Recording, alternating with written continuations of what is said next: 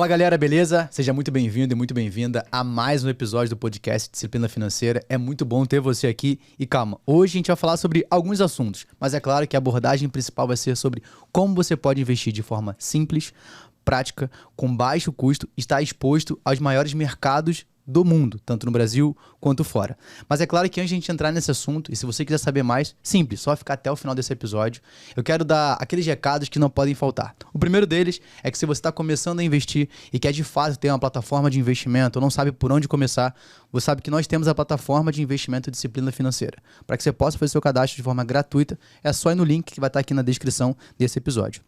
E o segundo recado, não menos importante, logo a gente vai abrir as vagas para a nossa consultoria de investimento. Então, se você quer ter o meu acompanhamento, tanto na parte educacional e de gestão dos seus investimentos, também já faço sua pré-inscrição, beleza? Passado todos os recados, então hoje a gente vai falar um pouco mais de um segmento do mercado financeiro, um tipo de produto que você precisa aprender, eu gosto bastante, então a gente trouxe aqui uma convidada que eu vou pegar aqui para ler o currículo dela para não esquecer, beleza? Então hoje a gente está com a Alessandra Gontijo. Primeiro, obrigado, parabéns por estar aqui. Cara, legal de conseguir bater esse papo.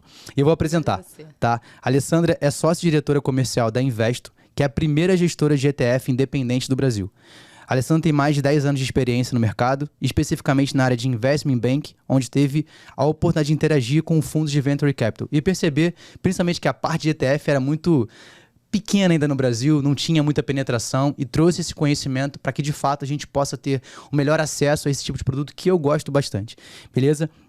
É formada em economia pela UF, então hoje, com mais uma carioca aqui, eu fico muito feliz quando tem alguém do Rio aqui, que eu sempre nunca tenho. Então quando tem eu fico super feliz e queria que você comentasse um pouco mais, se eu falei tudo de quem é a Alessandra, então comenta aí. Obrigado mais uma vez por estar aqui. Poxa, obrigada a você, Rafa. Estou muito feliz de estar aqui com você hoje.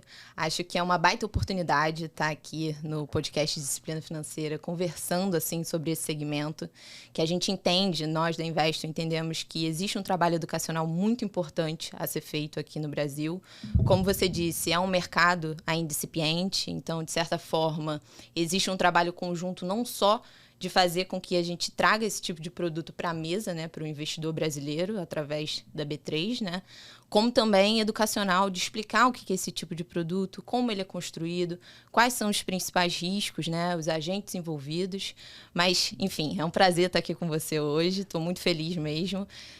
Gostei do fato de ser carioca também, então estou me sentindo em casa e espero contribuir aí da melhor forma possível e sua apresentação assim está irretocável.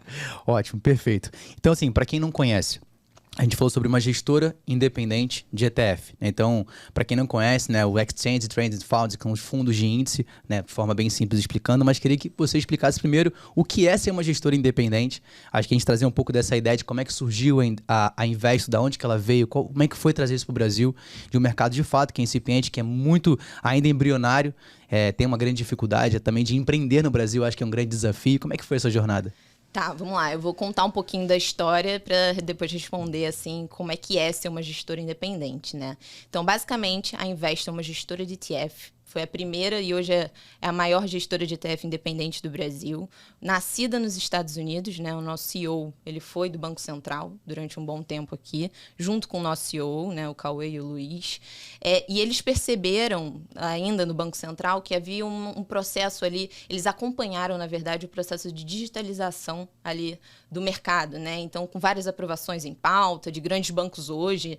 Então, eles perceberam todo esse movimento e como tinha um vasto campo ali a ser explorado no que diz respeito a trazer soluções financeiras interessantes para o investidor, a trazer os melhores produtos lá de fora. Então, não só em termos de sofisticação de produto, como em termos financeiros, né? Trazer a preços baixos, a custos ali de manutenção do fundo também baixos. Então, nasceu nos Estados Unidos, né? Mas é uma empresa brasileira.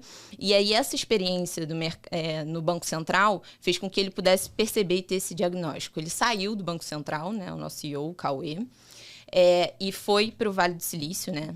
Trabalhou durante um tempo em fundos de Venture Capital. E lá fez um MBA. em Harvard. Então, ele lá conseguiu perceber que trazer o mercado de ETF nos Estados Unidos, aí, se a gente pegar na janela dos últimos 10, 15 anos, já é um mercado super desenvolvido, né? Então, ele conseguiu perceber que, poxa, isso não tem no mercado brasileiro e seria interessante trazer, né? Então, como é que a gente constrói isso? E aí, nasceu bem ali no auge da pandemia. Então, ele brinca sempre que o timing ali não foi tão...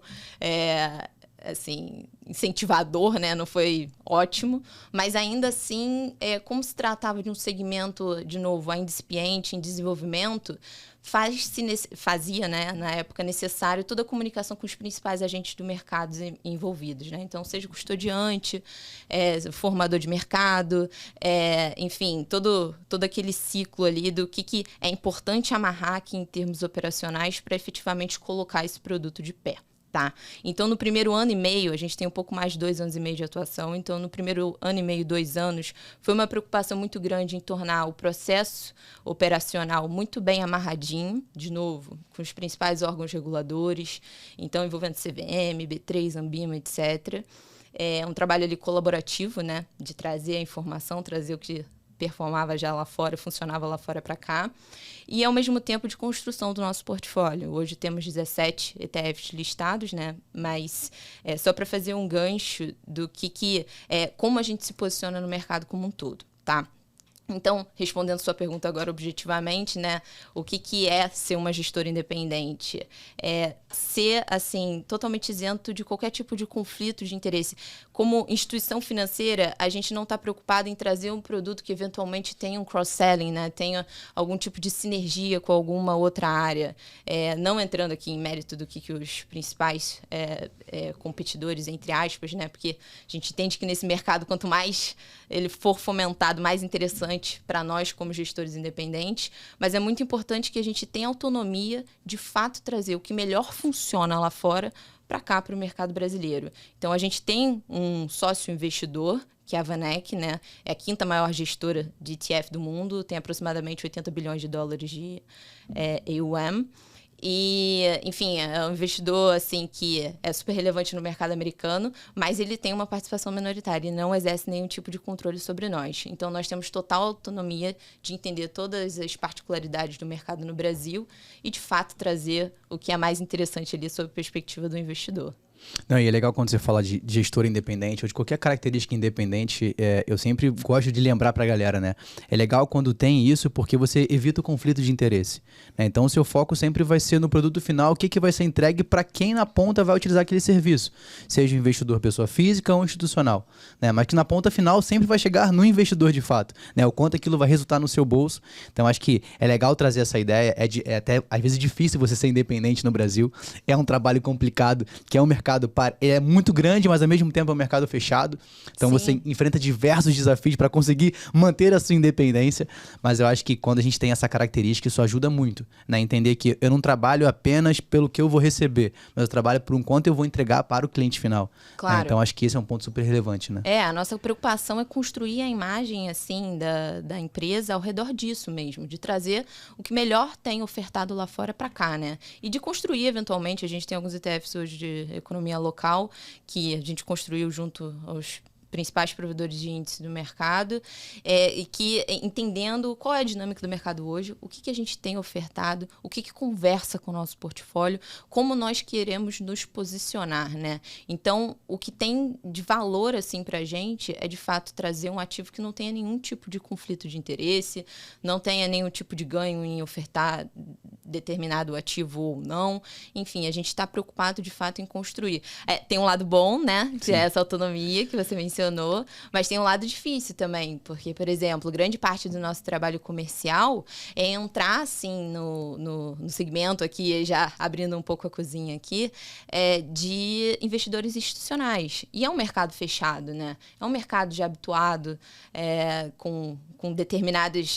Você já sabe quem é quem, né? E como gestora se posiciona, uma nova gestora de um novo produto no mercado brasileiro, se posiciona, assim, e mostrando que é interessante para aquele investidor institucional que está habituado com o mercado em um modus operandi ali há muitos anos de uma forma, né? Então é um desafio, mas ao mesmo tempo hoje eu já consigo dizer que a gente se encontra num estágio um pouco mais avançado, porque a gente ofertou um produto assim que tá no dia a dia das pessoas, então, de certa forma, deu uma porta de entrada muito bacana pra gente. E, felizmente, assim, o progresso tem sido, assim, recorrente. Ótimo. E aí, pra gente entrar depois nos produtos especificamente que vocês ofertam, como é que funciona? Eu acho que a primeira dúvida que a galera surge é, Rafael, você tá falando de ETF, tá? A sigla é legal, parece um nome muito bonito, mas o que é isso, né? Onde eles vivem, do que eles se alimentam, como é que isso funciona.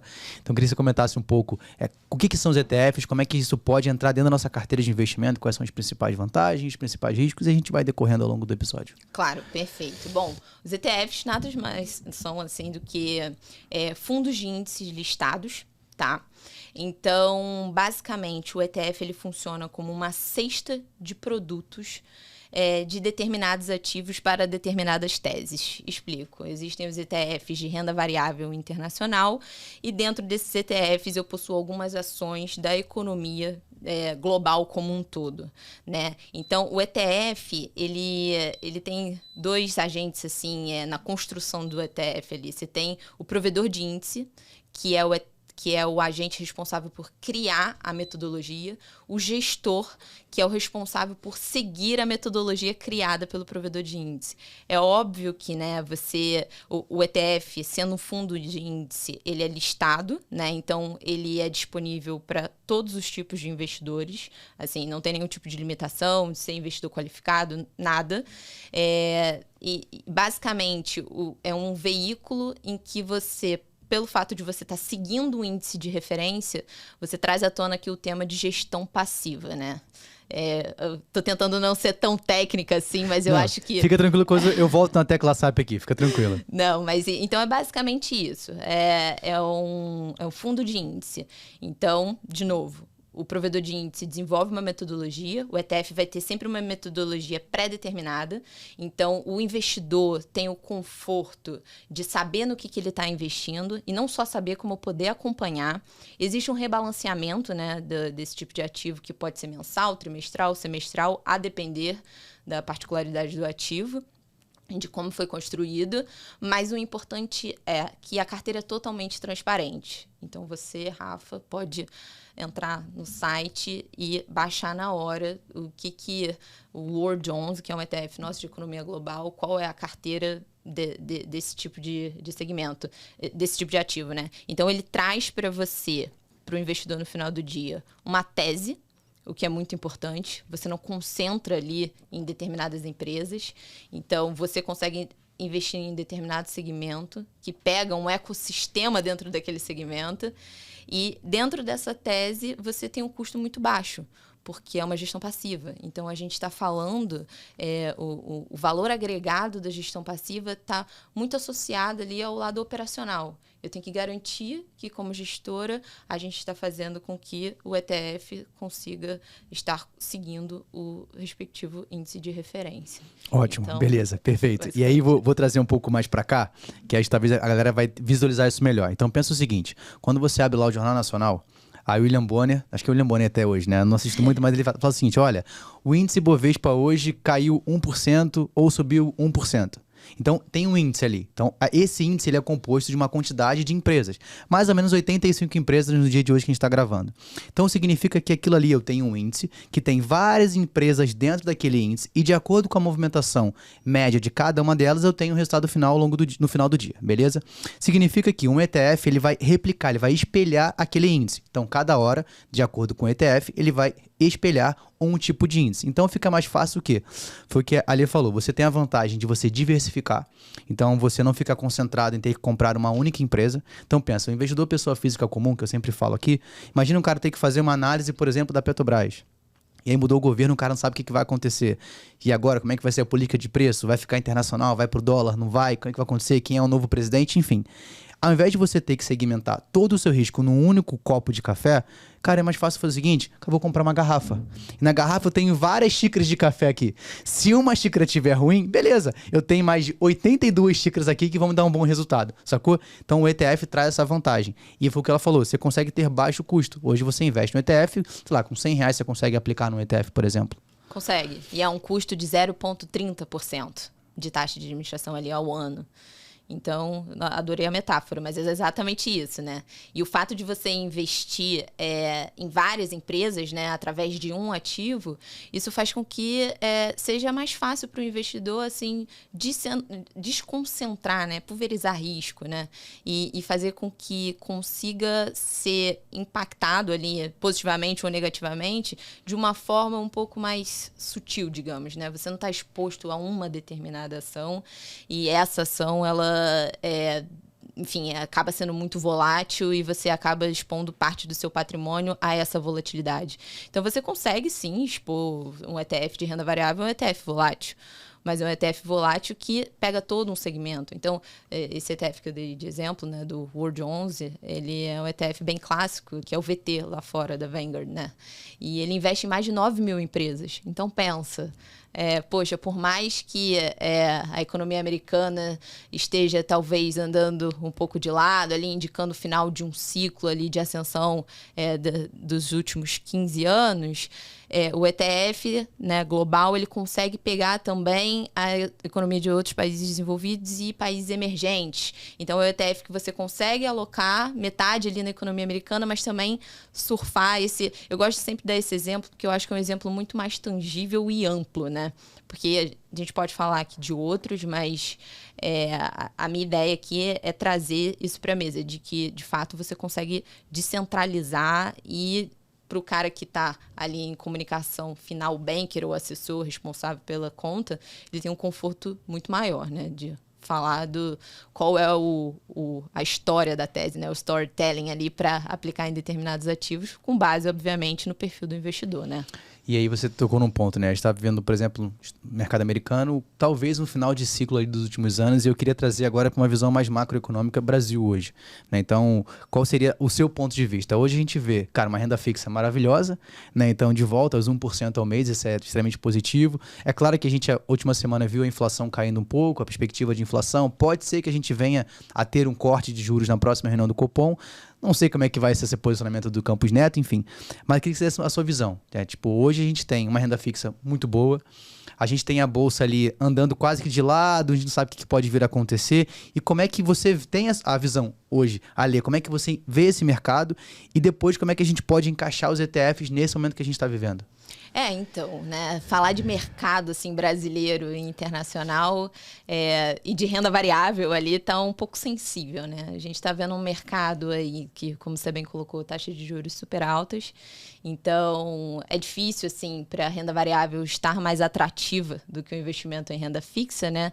Ainda que, obviamente, que existe a possibilidade, mas entrando ali numa caixinha do investidor comum, né? Do investidor ali, pessoa física, que ele tem um incentivo muito maior ali a alocar na renda fixa hoje, né? Mas o que é importante para a gente aqui como gestora em termos de cenário macro, né? Um cenário totalmente volátil no Brasil, um cenário esquisito ali do mercado americano, né? Como você bem colocou.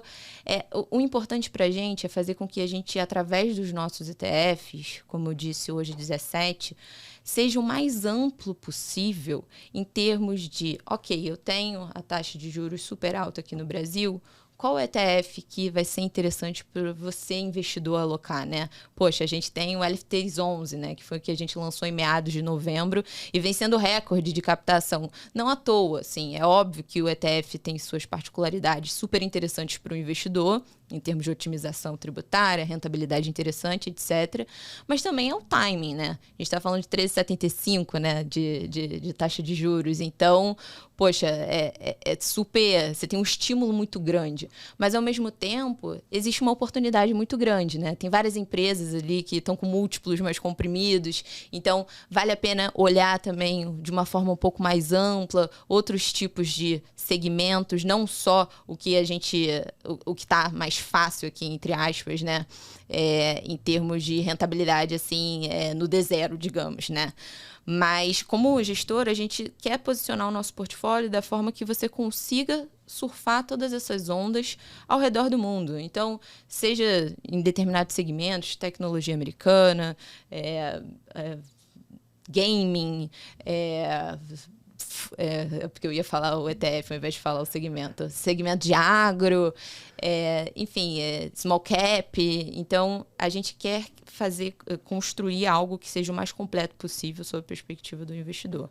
Então, para a gente é muito importante que, independente do cenário, a gente tenha um ativo interessante aqui para você. Então, e a gente também quer se posicionar para se a taxa de juros, né, e quando tiver em patamares mais baixos, você tem um fomento muito grande à renda variável. Então, é importante que a gente tenha um portfólio mais completo possível para, reaquecimento do mercado de capitais novamente. Então, é interessante que a gente tenha um portfólio que consiga atender o investidor, não só a pessoa física, como o investidor institucional, em termos de alocação, seja alocação tática, seja alocação de longo prazo, para ser, de novo, o mais completo possível e sempre se posicionando como uma boutique. Não está nos nossos planos ser o que a gente chama do marketplace dos ETFs, a gente não quer ofertar vários, assim, ao mesmo tempo, um portfólio gigantesco.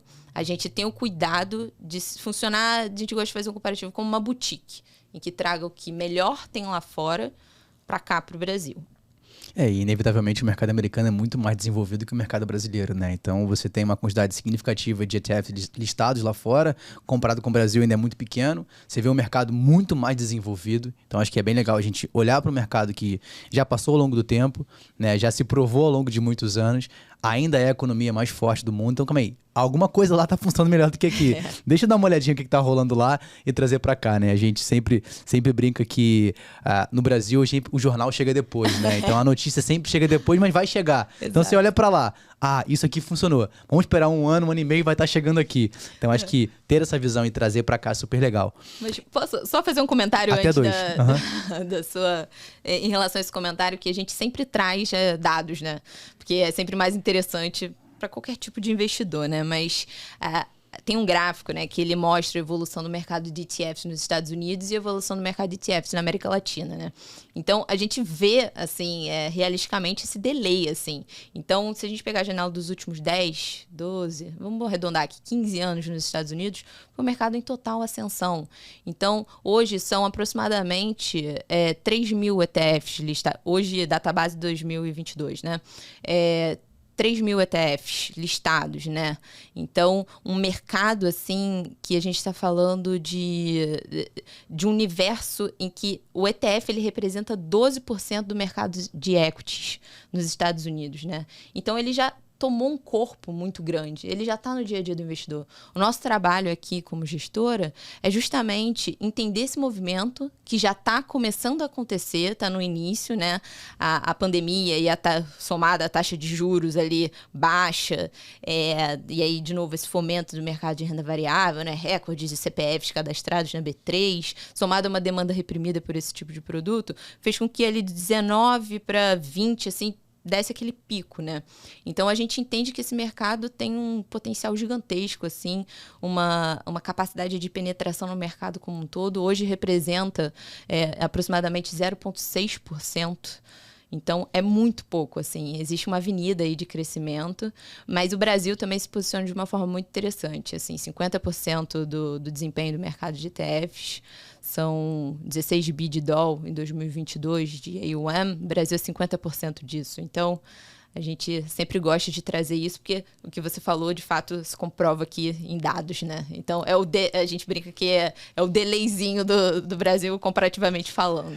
E, cara, não tem como a gente falar de ETF de começar sobre a construção, da onde que ele veio, né? Então, eu gosto muito do cara que criou a história dele, como é que foi todo esse processo, e hoje a própria gestora, a Vanguard, tem 6 trilhões de dólares ali de gestão.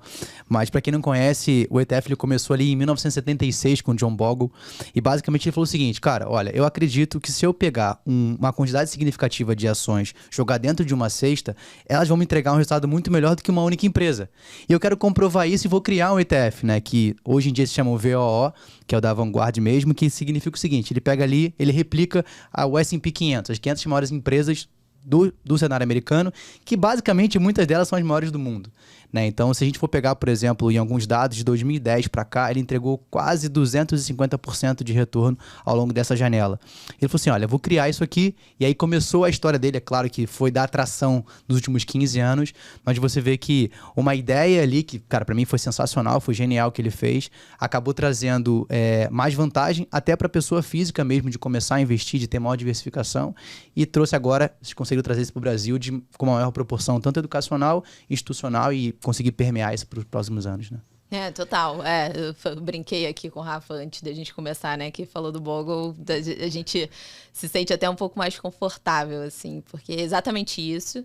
E o importante, assim, disso tudo é, ainda que nós sejamos uma gestora totalmente independente, é sempre importante reforçar isso, é óbvio que existe a comunicação com os principais agentes, com as principais empresas, gestoras do mercado lá fora, né? Então, a gente tem o contato com o pessoal da Vanguard, tem o contato com o pessoal da Vanek, nosso sócio minoritário, o contato com os principais provedores de índice, e a gente entende, acha o cara, assim, basicamente um gênio, assim, eu acho que uma vez que você se debruça, assim, sobre toda a construção ali da linha de raciocínio dele, você abre uma portinha ali que você não fecha nunca mais, né? Você começa a se interessar cada vez mais por esse tema. Então, o que aconteceu lá fora, né, há 10, 15 anos atrás, é o que a gente quer fazer aqui hoje, né? Assim, trazer para a mesa mesmo esse tema de uma forma educacional e não se engane, não só para a pessoa física, como também para o investidor institucional, assim, que não está familiarizado com vários ativos, né? Então, parte do nosso trabalho é trazer aqui para o dia a dia e fazer com que as pessoas saibam, assim, sobre o que se trata, por que é interessante, por que está todo mundo falando disso, por que vem crescendo exponencialmente, por que é interessante. Então, acho que assim, como gestora, é o que é importante aqui pra gente. E aí tem uma frase que ele fala que é o seguinte, ele fala assim, olha, investir não é tão difícil quanto parece. Na verdade, investimento está mais relacionado a você tentar acertar algumas coisas e evitar erros graves, né? Então, o ETF traz essa vantagem. Então, você consegue ter uma diversificação muito maior, que te facilita você evitar alguns erros, que eles vão acontecer, mas se eu consigo evitar erros graves, eu consigo ter um resultado melhor e ser mais bem-sucedido nos meus investimentos. Então, eu gosto muito da tese dele, acho sensacional. E, principalmente, o foco quando ele fala de o ETF nos ajuda numa gestão mais passiva. Eu acho que talvez essa é a principal chave da gente falar para quem está assistindo a gente, desse formato. A gente até conversou um pouco antes nos bastidores, é que eu, particularmente, atendo muito cliente, muito aluno meu. Ele é empreendedor, é empresário, é autônomo. Então, ele tem uma dificuldade de tempo, uma limitação. Ele vai dedicar o maior tempo dele para que ele possa, de fato, fazer com que o negócio dele cresça, né? Porque eu sempre falo que os principais fatores para que você tenha resultado nos seus investimentos é tempo, dinheiro e conhecimento. Então, ele precisa de tempo para que ele possa ganhar dinheiro, e esse dinheiro ele vai investir e vai aperfeiçoar o conhecimento dele e ter um melhor patrimônio ali, construção patrimonial. Só que muitas das vezes o tempo dele está dedicado a construir essa riqueza e não para os investimentos. E o ETF ajuda muito numa gestão passiva. Mas talvez quem está assistindo a gente não entenda ainda o que é a diferença de uma gestão mais passiva e uma gestão mais ativa. Você consegue comentar para a gente qual é esse diferencial e aonde o ETF entra? Claro. Assim, basicamente tentando deixar o mais, assim, tangível possível, né? A gestão ativa nada mais é do que a alocação em determinados ativos, buscando ali bater o benchmark daquele respectivo segmento, né? A gestão passiva, o ETF nada mais é do que replicar um índice, né? Esse índice que eu comentei no início, já construído com essa metodologia pré-definida. Tem um dado que eu acho muito interessante a gente colocar, em que um estudo da S&P, que ele faz uma análise ali, que 88% dos fundos de renda variável no Brasil, numa janela de 10 anos, elas não batem os respectivos benchmarks, né, que a gente chama as suas respectivas referências ali. E quando a gente faz esse comentário, ele não é em detrimento da gestão ativa, pelo contrário. A gente entende a gestão passiva como uma forma complementar dentro da estratégia do universo da gestão ativa. A gestão ativa vai sempre ser importante, né? Mas por que não incluir, tanto que parte dos nossos clientes são os grandes gestores, que fazem um trabalho, assim, sensacional. A gente tem vários fundos muito bons aqui no Brasil, e isso é indiscutível, mas o ETF, ele se posiciona como um veículo que a gente quer fazer parte dessa estratégia também. E cada vez mais está fazendo. Se pegar um mapeamento através desses principais sistemas que faz atualização de posição, né? Óbvio que tem o delay ali, né? Que é com base na divulgação dos dados oficiais. Mas cada vez mais os próprios gestores, que são as pessoas responsáveis pela gestão ativa, estão alocando nos ETFs. Então, eu acho que, respondendo a sua pergunta, a gente gosta de se posicionar assim como uma estratégia complementar e, de novo, trazendo o que melhor tem lá fora para cá. E essa metodologia pré-determinada, assim, acaba sendo uma ajuda muito grande, não só ali para o investidor pessoa física, como para o institucional também. Legal. A gente tocou num ponto, quando a gente estava conversando antes, né, sobre os ETFs que você tem de renda fixa. Né? Então, assim, a gente sabe que a renda fixa é a maravilha que a gente tem no Brasil. E quais são as principais vantagens? Né? Qual seria esse ETF? Como é que foi? Você falou que, poxa, ele teve um resultado muito bom, acabou tendo uma captação muito grande, né, de novembro para cá, que foi a criação dele. Mas como é que foi isso? Né? Como é que, qual é o principal índice? O que ele replica? O que tem dentro do ETF? Como é que funciona? Sacou, né? Tá. Não, mas basicamente só contando a história, né, para todo mundo ficar na mesma página, o LFTs 11, né, LFTS 11, é o ETF que ele é o nosso ETF de Tesouro Selic, né. É óbvio que, de novo, construindo...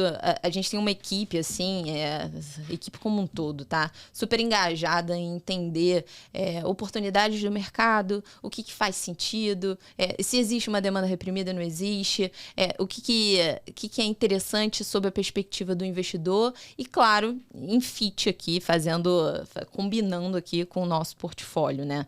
Então, desde renda variável global, renda variável americana, renda fixa, americana e ETFs alternativos de cripto, faltava um de renda fixa Brasil, né? A gente tem de renda fixa americana e renda fixa global. Então, poxa, com uma taxa de juros super alta, assim, vários portfólios caminhando ali para uma alocação mais voltada para renda fixa, por que não ter um ETF? Obviamente que não é tão trivial quanto eu estou falando, né? Existe toda uma construção de raciocínio, tem a pessoa responsável por isso, que é o Gabriel, né? Que é um dos sócios também, que é o CPO, junto com o Cauê, que é o nosso CEO, e o Luiz, que é o nosso COO, eles estudam, assim, e entendem o que faz sentido aqui para o investidor no final do dia, né? Então, entendendo essa oportunidade, criou-se, junto com o provedor de índice, obviamente, que, de novo, é quem cria, né? O LFTs 11. E ele é super interessante, como você mencionou, sob a perspectiva de otimização tributária. Para quem que ele é, né? A gente brinca que ele é desde, sei lá, a nossa avó que quer alocar a reserva de emergência dela, ou até a gente também que quer alocar nossa reserva de emergência, até um tesoureiro responsável ali pela gestão de caixa das empresas, querendo alocar em algum produto que seja interessante e que dê uma rentabilidade ali sob uma perspectiva conservadora. A gente está falando de um ETF que compra LFT, então o risco associado ao ativo é o risco soberano, né? Então, ali do Tesouro Nacional. Então, seria o nosso ativo menos arriscado, assim, falando aqui popularmente, né? Mas, e aí ele traz essa questão, assim, para a mesa de otimização tributária. Então, o IR não tem a tabela regressiva, né? É o IR flat de 15%, independente do prazo de resgate. E você tem uma rentabilidade ali, como você compra LFT, é sempre Selic mais alguma coisinha. Então, ele sempre está ali andando com o CDI e um pouquinho acima. Então, no acumulado desse ano, a gente está com 103% do CDI. No ano passado, fechou 105 e pouco do CDI. No acumulado, que digo, né? Então, foi justamente entendendo essa demanda e a gente teve um sucesso, assim, que a gente fica muito feliz. A gente sabia que teria apetite, né?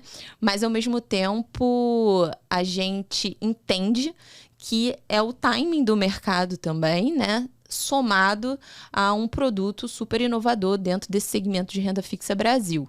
Então, qual é o nosso objetivo com isso tudo, né? Usar essa penetração do LFTs 11, que vem crescendo 30, 40 milhões por semana, liquidez média diária, ainda não saiu o relatório de março 23 da B3, mas algo em torno de 15, 20 milhões, tá?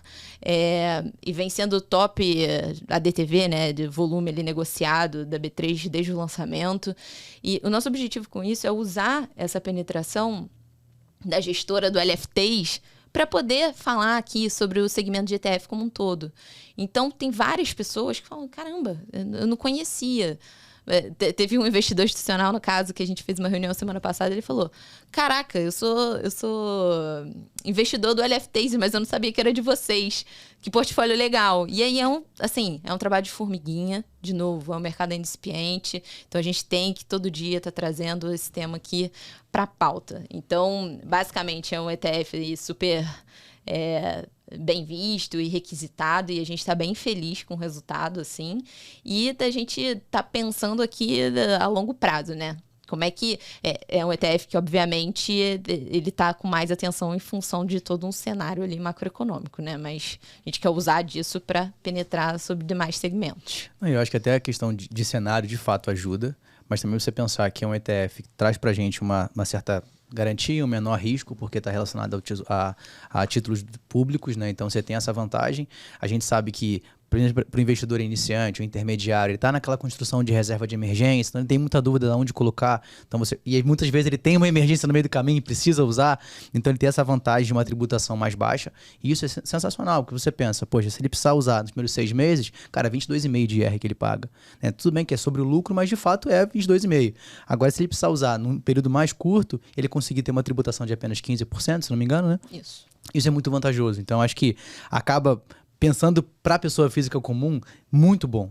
Né? Então, tem isenção de IOF também, né? Eu esqueci de comentar. Exato. Verdade. Né? Então, se você usar antes dos primeiros 30 dias ali, você não paga IOF, né? Diferente do títulos públicos ou até o título de renda fixa e tudo mais.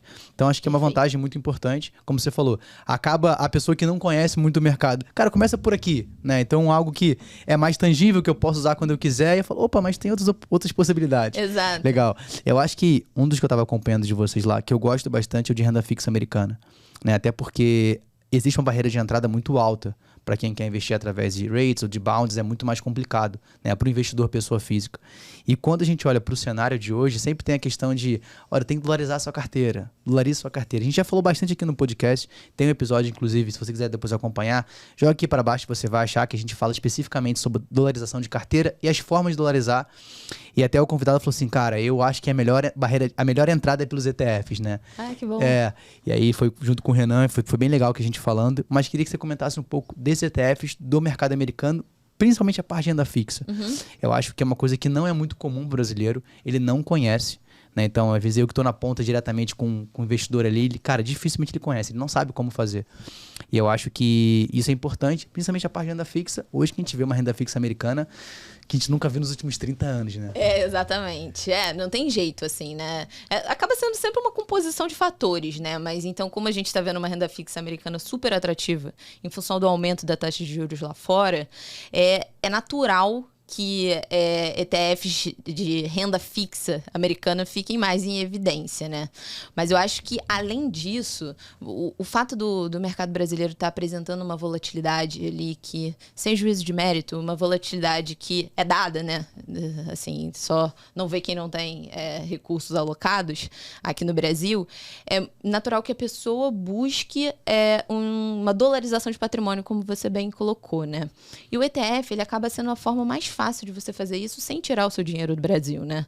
Você tem um veículo, né, que ele consegue te dar essa exposição ao dólar, né, no caso da renda fixa americana, e fazer com que você aloque o seu patrimônio nos principais títulos de renda fixa lá fora. Então, assim, é uma baita oportunidade e é casado, ao mesmo tempo, para ser muito bom sob a perspectiva do mercado brasileiro. Porque a gente está falando de um mercado em desenvolvimento. Não é interessante para nós que tenha uma fuga assim, desse AUC aqui no mercado no Brasil, né, que passem a abrir contas lá fora. realisticamente falando, não é para todo mundo, porque lá fora o custo para você montar uma estrutura lá fora e investir é muito alto. Óbvio que hoje em dia, poxa, você tem como aplicar em corretoras de lá fora, é um custo bem mais baixo, etc. Mas eu diria que é um facilitador. O ETF, ele vem assim como uma forma de facilitar essa exposição, de novo, a um custo baixo e podendo, não só no caso da renda fixa americana, né? Tem a renda fixa global. Então, eu acho que muito tem estado em pauta em função do timing. E, ao mesmo tempo, de novo, é essa ideia.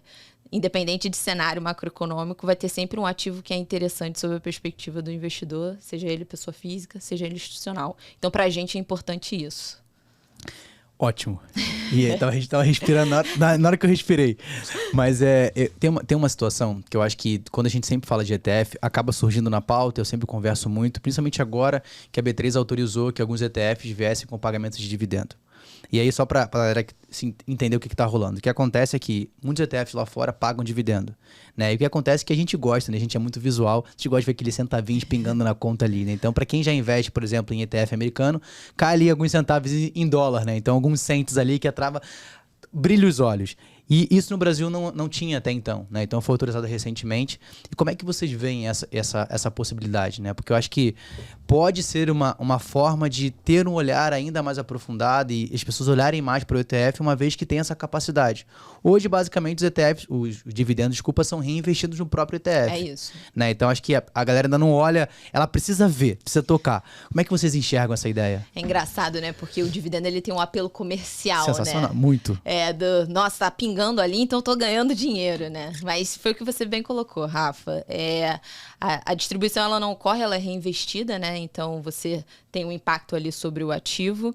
É relativamente recente. Então o que eu posso colocar aqui é que estamos estudando qual é a forma mais interessante de viabilizar dentro de um veículo, de um ETF, para que possa distribuir dividendos e, ao mesmo tempo, ser interessante para o investidor e conversar com o nosso portfólio, né? Eu acho que todas essas novidades acabam tendo esse apelo comercial que não tem jeito, todo mundo vai querer falar sobre. E, internamente, a gente está fazendo muito dever de casa de entender como é que a gente vai construir isso. Mas é uma pauta recorrente interna, então, quem sabe da próxima vez, né, a gente não tenha mais novidades, mas, por enquanto, o que eu posso falar é que a gente tá analisando aqui o que dá pra ser feito. Tô de olho, melhor pra vocês. Tô de olho, deixa eu ver o que vai rolar. Vou tentar sair na frente com algo que faça sentido, né? Cara, empreendedor é isso. Deixa eu correr aqui porque já tá rolando. Cara, mas é legal a gente falar, porque... E você tocou num ponto, né? Não tem jeito. O investidor, independente do estado que ele esteja, o estágio que ele esteja, ele sempre vai ser muito mais emocional do que racional. Então ele precisa ver algo ali caindo na conta e falar, opa, tá dando resultado. Não, mas para quem tá começando, início da jornada, né? Então a gente até comentou antes, por isso que os fundos imobiliários, por exemplo, tiveram uma crescente absurda, né? Hoje a gente passou de, se não me engano, 1 milhão, quase 1,5 milhão de CPFs de pessoa física comum na Bolsa de Valores, justamente por isso. Porque ele vê ali aqueles centavinhos caindo na conta ali, nossa, uma gestão, uma renda passiva crescendo. Então, acho que talvez o ETF, conseguindo entrar nessa ideia, sendo de fato algo que faça sentido para as pontas, né? Porque, para mim, todo negócio bem sucedido é aquele que faz sentido para as duas pontas, né? Então, Claro. todo mundo tem que sair ganhando. Claro. Então, se isso conseguir acontecer, eu acho que vai dar uma crescente muito grande ali, uma visibilidade muito maior. Espero que logo a gente consiga ver isso acontecendo, vamos ver. Mas aí, eu sou muito curioso, né? Então, eu separei algumas perguntas de curiosidade.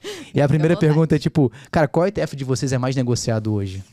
O mais negociado acaba sendo o LFTs 11, tá? Que esse ETF que a gente comentou, do Tesouro Selic, em função de timing de mercado. A gente lançou em 9 de novembro, né, meados de novembro, e hoje a gente superou já 615 milhões de patrimônio. Então tem um crescimento aí bem expressivo. É o mais negociado em termos de volume, né? E respondendo a sua pergunta objetivamente, mas obviamente os ETFs, assim, em termos de rentabilidade, assim, a gente está percebendo um movimento bastante interessante do STK11, que é o de tecnologia americana, o World 11, WRLD 11, que é esse que eu comentei anteriormente, o VT tá com uma movimentação super interessante, quase batendo ali 100 milhões de patrimônio. Enfim, tem alguns ETFs que a gente sempre gosta de mencionar, né? O de small cap americano, por exemplo, foi bastante resiliente ali na crise. Se você pegar ali a janela tecnologia americana, assim, se pegar a janela dos últimos 6 meses do STK11, ele rendeu aproximadamente ali 20%, mas obviamente ele caiu muito em função de todo um mercado lá fora de tecnologia sofrendo como um todo, e agora deu uma recuperada. Mas assim, em termos de volume negociado, é o LFTs 11. Mas a nossa ideia é que esse tipo de volume seja replicado para os demais ativos. E você falou algo bem legal, né? Então, eu fiz o dever de casa, né? Então, eu fui olhar alguns ETFs que vocês têm, e para mim, principalmente esse tecnologia americana, se você for comparar com o mais conhecido no Brasil, que é o Small Caps, principalmente. Você tem o de Small Caps. E eu fui comparar com o Small 11, que é muito, muito conhecido no Brasil. E se a gente for pegar numa janela de 1 ano, o comparativo entre o ETF de vocês e do Small, cara, fizeram uma lavada gigantesca. Foi um período muito complicado para Small Caps, mas se a gente pega essa janela, você vê que eles tiveram uma queda bem grande, o Small 11, comparado, assim, é absurdo, tipo, 20 vezes menos, sabe? Então, acho que, não puxando sardinha, mas mostrando porque, assim, eu gosto muito do segmento de ETF. E fazer esse comparativo com veículos que já tem, que já acontecem, você consegue ter um histórico legal e ver, assim, não só, porque muitas vezes, as pessoas olham para qualquer tipo de ativo, eu sempre quero olhar para quanto ele cresceu. Perfeito. Isso é ótimo. Todo mundo quer um resultado melhor, quero ganhar, beleza. Mas vamos olhar para o histórico, quanto ele foi resiliente em momentos de crise. E assim, a gente teve uma crise bem recente. E as crises elas vão acontecer ciclicamente porque o mercado é assim que funciona. Então eu sempre gosto de olhar nos momentos mais complicados. Quem conseguiu se manter? Né? Quem conseguiu performar melhor? Porque às vezes performar melhor significa que você teve uma queda menor do que os outros. Então, isso foi legal de pegar esse comparativo dos últimos 12 meses e ver que alguns ETFs foram bem mais resilientes com veículos que já tem no mercado. Perfeito. Então, acho que talvez trazer tecnologia, entendimento, ter essa aproximação com o mercado internacional e trazer para o Brasil trouxe muito mais resultado. Não, total. E assim, parte do nosso trabalho é mostrar esse tipo de comparativo também, né? A gente acha que, assim, a gente constrói os nossos produtos pensando justamente o que tem ofertado no mercado brasileiro, o que tem ofertado no mercado lá fora, o que faz sentido ofertar aqui, né? Porque não é a nossa pretensão ter nenhum tipo de ETF que já exista aqui, né? Ou algum ETF com uma metodologia muito parecida. É inovar, assim. No final do dia, eu acho que isso é super importante, assim, sob a perspectiva do empreendedor, assim, e de toda a nossa identidade, assim, como gestora. Então, pra gente, parte do nosso trabalho é esse, só mostrar os indicativos do que a gente tem no mercado hoje, o que a gente tem no nosso portfólio, fazer um comparativo e em termos numéricos, assim, se não for interessante sob a perspectiva numérica, assim, se no backtest, né, a gente não tenha percebido que é interessante para o investidor brasileiro, não tem por que ofertar esse tipo de produto. Então, assim, tem vários produtos, eu gosto muito, por exemplo, de falar também, principalmente para o seu público que é a pessoa física, né? Então, tem um ETF chamado PEVC11, tá? Que é um ETF de Private Equity. Então, a gente desenvolveu, junto com o provedor de índice, obviamente, para fazer com que investisse nas 10 maiores gestoras americanas do segmento, né? De PI. Então, KKR, Apollo, Blackstone, etc. E isso faz com que você tenha acesso a um produto desse tipo de segmento, a um ticket menor, com uma liquidez de bolsa. E um ponto importante também, que a gente tem muito cuidado, o fato da gente se posicionar como uma boutique com 17 ETFs hoje listados, a gente contrata o formador de mercado do nosso bolso, que é um grande banco, não sei se posso falar, mas pode, que é claro. O BTG, enfim, um grande parceiro nosso, que desenvolve um trabalho ótimo. E basicamente, esse formador de mercado atua, contratado pela gestora, pela Investo, atua para garantir liquidez para os ativos. Então, não tem problema o investidor institucional entrar em um fundo e dobrar o PL do fundo, ou, sei lá, vezes 10 o PL do fundo e querer sair daqui a um mês por uma alocação tática. Não tem problema. O formador de mercado está justamente ali para isso. E, de novo, entendendo como o mercado está se desenvolvendo, entendendo como ainda é incipiente, você jogar o PEVC11 no Broadcast, na Bloomberg, enfim, no Home Broker, você vai perceber que a liquidez do ativo não é tão interessante. Mas sabendo que tem um formador de mercado, você sabe que você não teria nenhum tipo de problema ou gargalo relacionado a esse tema. Acho que, enfim, seria interessante acrescentar aqui para trazer mais informação para a galera e conforto também, né? Sim. Porque o risco de liquidez não é uma coisa que existe a preocupação com os nossos ETFs especificamente. Mas acho que até para pessoa física comum, assim, é difícil ter um risco de liquidez, né? Então, porque, só para quem não tá entendendo, assim, cara, o que tá acontecendo? Quando a gente fala de liquidez, basicamente você tem que ter um agente comprador e um vendedor. Né? Então, se você quer vender e não tem ninguém para comprar, deu um problema aí. Mas quando você tem ali um agente de mercado que possa te ajudar, você tem essa garantia. Então, por exemplo, só para ficar mais fácil o entendimento, como se você queira vender uma ação XPTO11.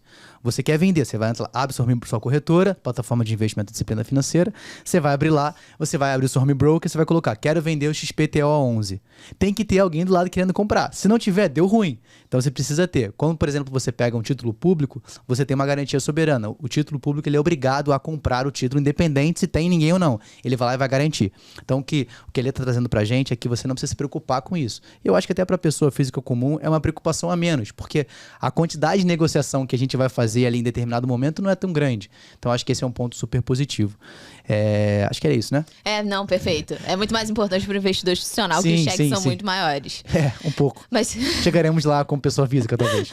Não, mas eu acho que é importante também, porque dá um conforto, né, para pessoa física que vai alocar um dinheiro assim mais relevante, falar, se eu quiser sair. Acho que é sempre um ponto aí a favor. E a gente entende isso também como um ponto bem interessante no que diz respeito à vantagem competitiva, né? Não é só o nosso produto, é todo o cuidado que envolve o nosso produto, né? Então a gente tem muita preocupação e eu acho que grande parte do valor do nosso modelo de negócio está associado a isso. Ótimo. E aí, eu sempre, como sou um cara muito curioso, né? Então separei aqui, olhando assim... Tô preocupada. Tá. Você como investidora, né? Inevitavelmente a gente sempre tem um apego de um ETF que a gente gosta mais. Tá. Né? Olhando para o cenário da Invest hoje, qual ETF que você mais curte, que você mais acompanha, que você gosta? Tá, Alessandra... Se puder não ser um, puder ser dois, três, você fica à vontade, fica tranquila. Tá, eu gosto muito do War Jones, o nosso CEO, o Luiz, né? Ele fala que é o ETF que vai deslanchar já já. Ele sempre todos eles, né? Mas na verdade ele é muito engraçado, né? E aí ele fala isso de uma forma que eu falo, eu também acho. Então, que é basicamente o ETF de economia global, assim. Eu gosto muito do War Jones, né? Que é esse de economia global que replica o VT, né, que é o ETF da Vanguard. E eu gosto muito, particularmente, do Jogo 11. O Jogo 11 é o ETF que ele investe no segmento de gaming.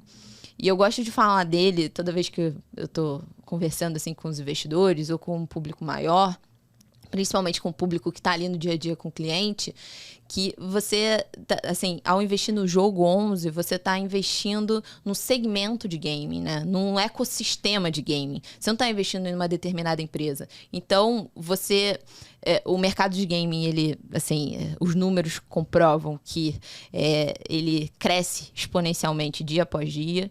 Você tem um acesso ali real time, né? Que as pessoas ficam online e as grandes empresas assim, de tecnologia depositam ali parte dos seus estudos e entender como é que consegue monetizar esse tipo de mercado, né? Então, a gente teve toda uma mudança ali da indústria da música, né? Antes a gente tinha os CDs, aí depois foram as principais plataformas de streaming. Depois a gente teve do cinema, antes a gente ia na locadora. Você é dessa época também, né? Sou da época que você chegava na locadora, aí você pegava ali 3 fitas, você tinha uma briga, porque às vezes não tinha aquela fita, você ficava bravo. E aí se você atrasasse pra levar na segunda-feira, você pagava uma multa. Né, cara? E se você perdesse, já era a sua vida. Não, é uma dívida eterna, você não ia conseguir pagar. Tipo, é pior que cheque especial. Não, e minha mãe é viciada em filme, né? Então toda semana a gente tava na locadora e ela perdia horas lá. Mas enfim, tem o seu valor. E aí mudança, né?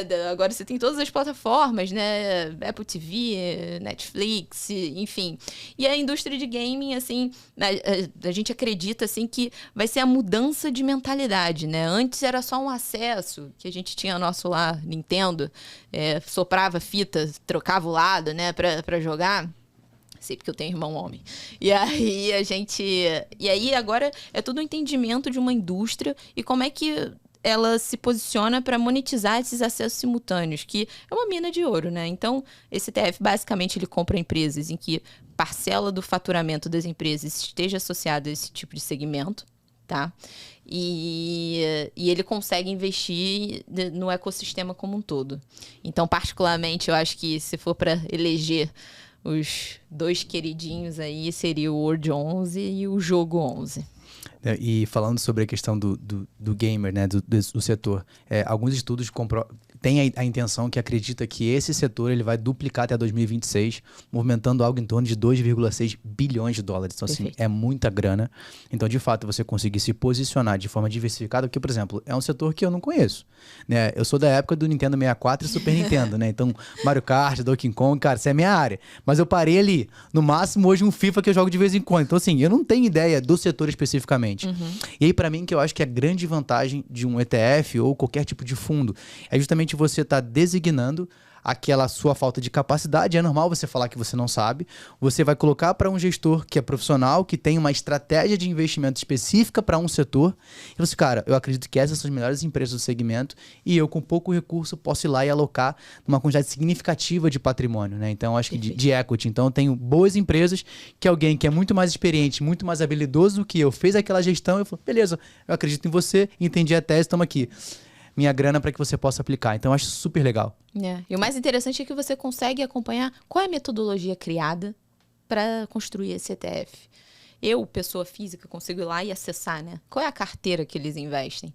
Então, isso traz uma transparência que conforta o investidor, né? Fala, olha, eu sei exatamente o que está sendo feito aqui, eu sei o período que vai ser rebalanceado, eu sei o quanto estão me cobrando. Então, assim, existe um incentivo muito grande toda essa questão de transparência e custo, né?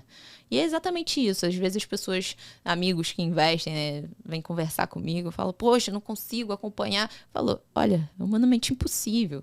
Cada um tem que focar ali na sua casinha, né, dentro do segmento que atua, e fazer com que achar algum banker, alguma pessoa ali de confiança para ajudar, dando ali o guidance em termos de existem esses tipos de produtos, quais são as diferenças, quais são as principais vantagens competitivas, o que a gente está falando de custo, e entender a particularidade de cada pessoa, né? Poxa, você é um investidor super conservador, não faz sentido recomendar um ETF de renda variável, né?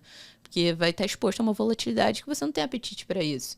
Então, esse entendimento somado ao que o ETF fornece em termos de abertura ali da cozinha do ETF, né? Da cozinha do veículo, faz com que, assim, no final do dia, o cara se sinta mais confortável de alocar nesse tipo de ativo. Acho que isso é um ponto super importante. E eu sempre coloco a ideia que, na verdade, quando você está na sua construção patrimonial, dependendo do seu objetivo, né? É lógico que a gente sempre fala de longo prazo, mas o longo prazo ele é longo, né? Então, você tem que passar por esse processo e todo mundo fala, cara, eu vou sobreviver até lá. Então, acho que o mais importante para o investidor não é o quanto você ganha no próximo ano, mas é quanto tempo você consegue se manter no mercado.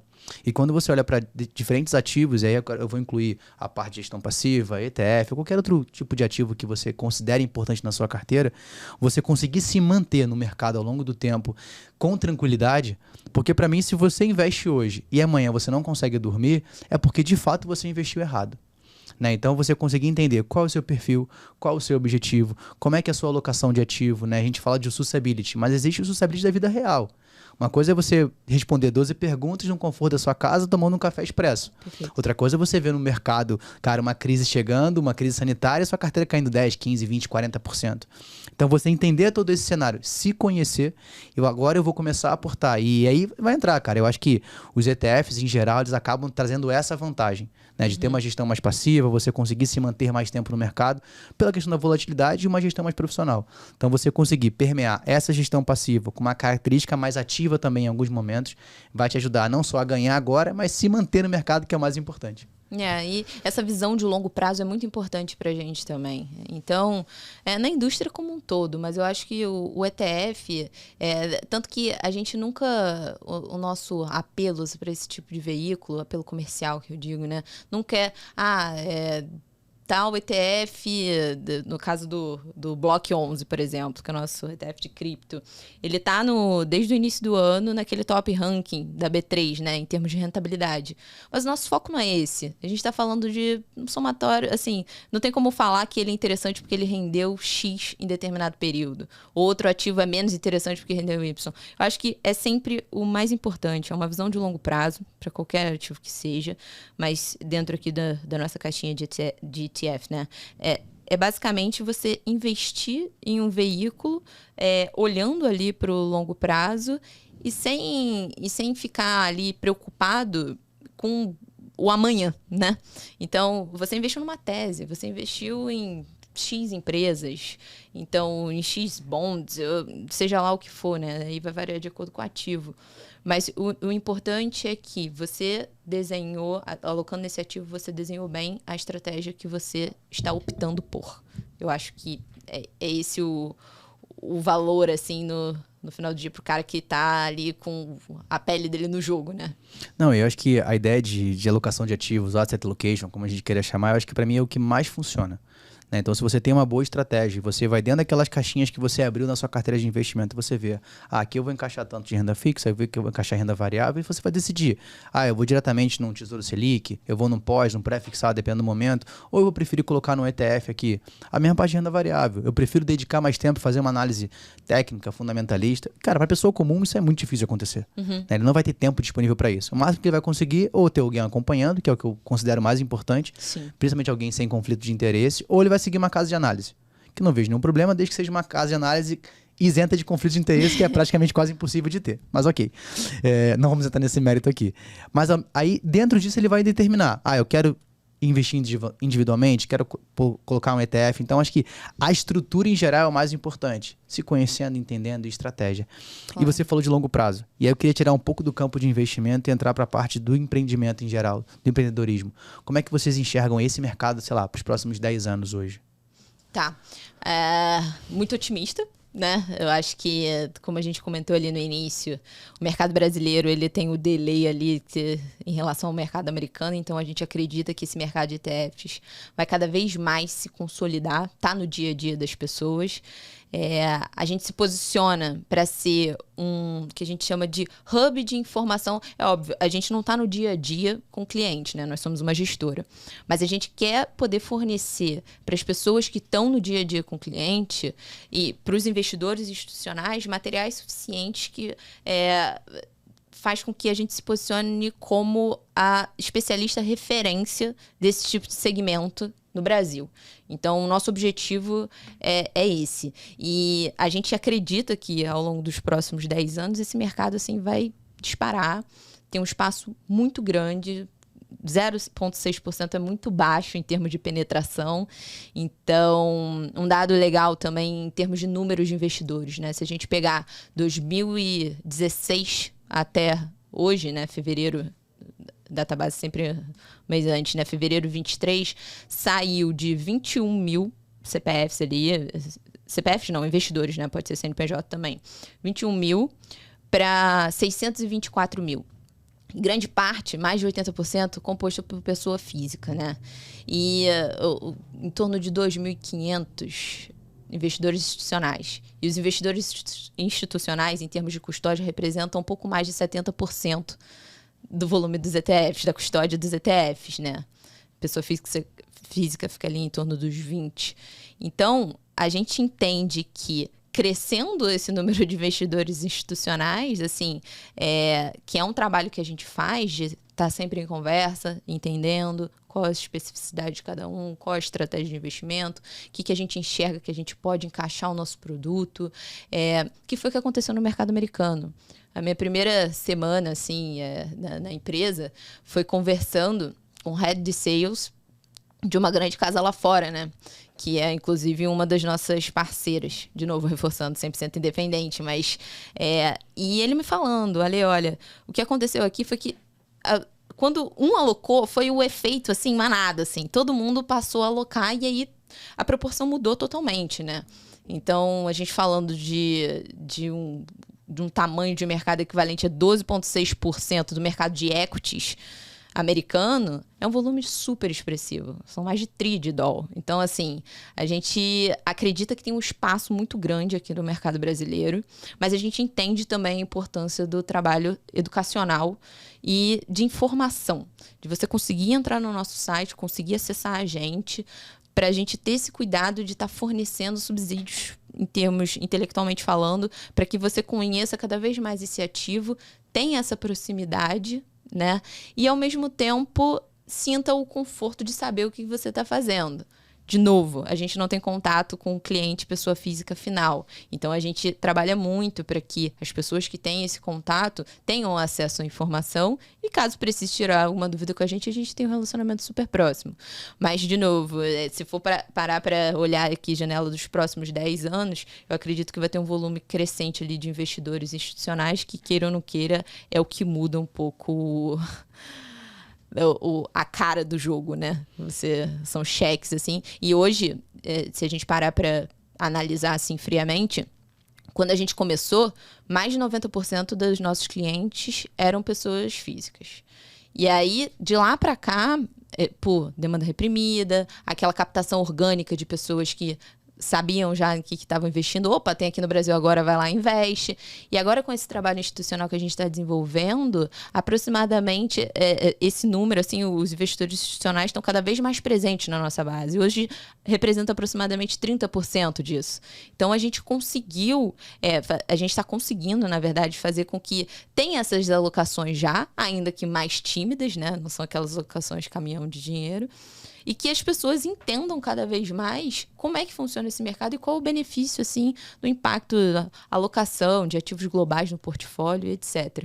Então, a gente acredita que para essa próxima janela, assim, a gente está bem otimista e espera, assim, contar uma história super legal daqui a 10 anos de estar no iniciozinho e estar conseguindo aproveitar essa oportunidade e, de novo, se posicionar como a casa referência nesse segmento aqui no Brasil. Inevitavelmente sempre bate na tecla da parte da educação, né? Então, o quanto isso é importante da gente conseguir educar o público final, independente de qual for a área que você for atuar, pessoa física, institucional, mas trazer esse conhecimento. Até quando você olha para institucional, é um mercado já muito solidificado. Então, você tem que quebrar um pouco ali a mente, né? As fortalezas da mente, você vai quebrando de pouquinho em pouquinho para mostrar, olha, tem algo aqui muito interessante, legal. E para a pessoa física comum ali, para a ponta final, você fala assim, olha, existe também uma oportunidade aqui. Então, acho que trabalhar esses dois pontos é bem complexo dentro do cenário Brasil, principalmente. Perfeito. Né? Então, a gente tem uma dificuldade muito grande de ensinar pessoas a investir, principalmente olhando para a visão de médio, de longo prazo. Todo mundo quer um resultado muito rápido. Então, acho que esse é um desafio que, inevitavelmente, vocês vão continuar enfrentando, né? E de certa forma criam-se oportunidades, claro, né? Claro. Então, assim, existe o mato, fazendo uma metáfora aqui, né? O mato tá alto em termos de... quanto mais a gente conseguir se posicionar como aquela ponta que consegue fornecer educação sobre esse respectivo tema, a gente consegue cada vez mais se solidificar, não só como marca, mas também a importância de estar nesse mercado como um todo. Então, inevitavelmente, a parte educacional é muito forte e parte do nosso DNA também está associado a essa promoção, né? A você ter plena consciência do mercado, como funciona hoje e como é que a gente consegue fazer com que essa informação chegue aqui no investidor final, né? Então, o institucional você consegue controlar um pouco mais, né? Eu consigo fazer reuniões com eles, eu consigo entender demanda, tomar um café, fazer uma análise aqui de eventual alocação, ou pessoa física. Mas, de novo, acho que para os dois, assim, é todo dia, assim, né? Mas cada vez mais, eu acho que já foi mais difícil conseguir esse tipo de conversa. Acho que cada vez mais a gente está sendo muito, muito feliz, assim, nos resultados dentro desse segmento, assim. Ótimo. Tô animado para os próximos 10 anos. Ótimo, legal. E aí, pra gente, cara, acho que a gente conseguiu bater um papo bem legal de tudo que tá falando sobre ETF, né? Então, assim, dá pra gente ficar mais algumas horas aqui falando. Se fosse pegar cada ETF ali e comentar. Eu falo um pouquinho, né? Não, quase a gente não conversa, então é bem legal a gente falar sobre o assunto. E, cara, eu gosto muito de falar, principalmente quando eu consigo abordar os dois temas principais, né? Empreendedorismo e investimento. Trazer isso dentro de uma pauta, dentro de um episódio. Eu acho que traz muito conteúdo, muita informação. A base sempre vai ser a educação financeira. Então, acho que isso é super importante. importante. E a gente sempre tem algo que eu sempre faço em todo episódio, né? Acho que eu não contei, mas é bem simples. Eu sempre gosto que todo convidado deixe uma mensagem pra galera que tá assistindo a gente. E como a nossa base é a base educacional, a indicação de um livro, né? Então pode ser, cara, um livro que você tá lendo agora, um livro que já fez sentido pra você. Aí fica à vontade, você fica livre, a câmera é sua, pode deixar o seu recado. Tá, eu acho que em termos de recado, eu queria muito bater na tecla de construção de cultura dentro de uma empresa. E aí, falando aqui sobre a perspectiva a Alessandra, né? Obviamente que tô em nome da Investo também, né? Mas eu acho que é muito bacana a gente poder construir uma empresa dentro de um mercado de capitais totalmente, assim, fechado, como a gente estava conversando, né? E, ao mesmo tempo, trazer uma cultura muito boa, assim. A gente tem um time, hoje somos 13 pessoas, é totalmente colaborativo, todo mundo se sente parte daquilo, porque, de fato, é parte daquilo. Antes de vir para cá, um exemplo bobo, mas meu analista estava me ajudando a bater uns dados para eu trazer aqui para a mesa, sabe? O Cauê, que é o CEO, ele tem uma preocupação muito grande em fazer com que todo mundo se sinta muito bem na empresa, se sinta parte do negócio. Então, eu acho que em um mercado onde grande parte do time são mulheres, então eu acho que em um mercado onde a gente está falando, onde a tradição fala alto, eu acho que se posicionar de forma disruptiva em ativos é super interessante, mas isso em paralelo com ser disruptivo em forma construção de uma cultura bacana e que as pessoas de fato sintam a importância delas para a construção disso daqui, porque eu aqui tô como porta-voz, existe um time gigantesco, assim, e essa cultura colaborativa é o que faz com que a gente consiga ter brilho nos olhos, assim, para seguir o caminho e como diriam os paulistas, né? Morei um bom tempo aqui, mas ter tesão ali no que faz, né? Então, eu acho que a mensagem que eu queria deixar é algo em torno disso. E da importância, assim, que a gente... que cada vez mais empresas possam surgir e que possa existir essa cultura que seja super interessante para quem está lá dentro, não só para quem é o dono, ou para quem está lá dentro, e que isso seja um exemplo para as demais que vão vir a surgir com o passar do tempo, né? E um livro, eu vou sair um pouco do óbvio. Que bom. Ótimo. Não sei também, talvez não. Tô sendo aqui otimista, né? Mas assim, tem em português Onde os Sonhos Acontecem, que é o livro do Bob Iger.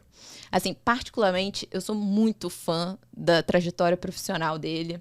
Sei lá, eu não queria falar alguma coisa totalmente associada ao mercado financeiro, né? Mas é associada ao meio corporativo, né? Então, ele fala um pouco, de uma forma muito sutil, como ele, assim, liderou a Disney durante um período, assim, gigantesco de tempo e como ele obteve os resultados que ele obteve. Mas o mais interessante é que é uma espécie de biografia, mas não tão biografia. Ele fala qual foi a cabeça dele em relação aos principais desafios ao longo da carreira, né?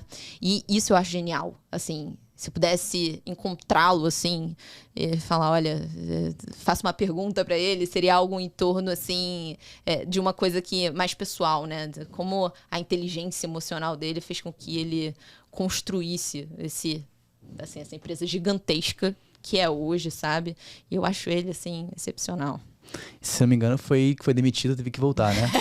Então, pra você ver como é que é. Ele foi demitido, colocaram um cara lá que fez bastante besteira, ele teve que voltar desesperadamente. Eu falo porque eu gosto da Disney, inclusive, não dá pra ver, eu tenho a tatuagem do castelo da Disney no meu braço, mas não vou comentar. Deixa só aqui nos bastidores, tá aqui escondido.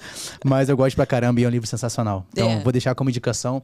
A gente tá montando, já tem o nosso site, disciplinafinanceira.com.br, e vai ficar dentro do site da biblioteca, com todos os episódios, com o livro e indicação de cada convidado, para que você possa ver ali, cara, o release do livro. Quiser comprar, também vai estar disponível o link.